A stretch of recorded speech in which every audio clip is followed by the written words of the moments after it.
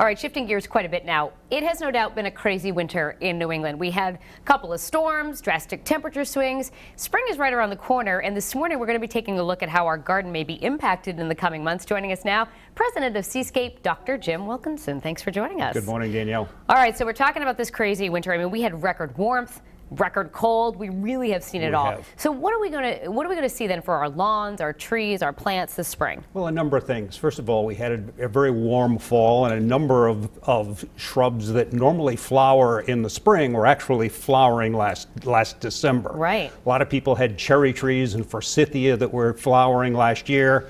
Unfortunately, they're probably pretty much done for the season. Those flower buds didn't have a chance to reform, and they're pretty much now done for the season.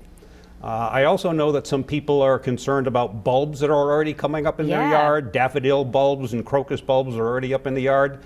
They fortunately are going to be fine. A little bit of cold weather or snow on top of them isn't going to hurt them one bit. All right, so Patrick actually posted a picture on Facebook today of comparing today's date from last year at this time when we had several feet of snow on the ground covering the grass. So how does this impact the lawns this year with the lack of snow? Well, the lawns actually fared through the winter in very good shape.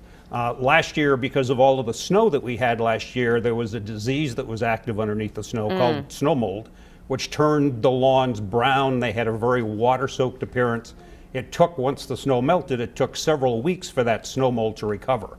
This year, we're going to start out first thing in the spring with green lawns, which is a good thing. So the lawns are going to be up and growing much earlier this year than they were last year. They actually didn't get too brown over the winter, no, which is didn't. Really interesting. I'm already online looking at like patio furniture and things like that. But for my husband, who does the work, should we already be thinking about fertilizer and things like that this early? Or? Probably within another week to 2 weeks, it's time to be thinking about fertilizer. The forecast next week is to be in the 60s, and the lawns are going to start growing right away.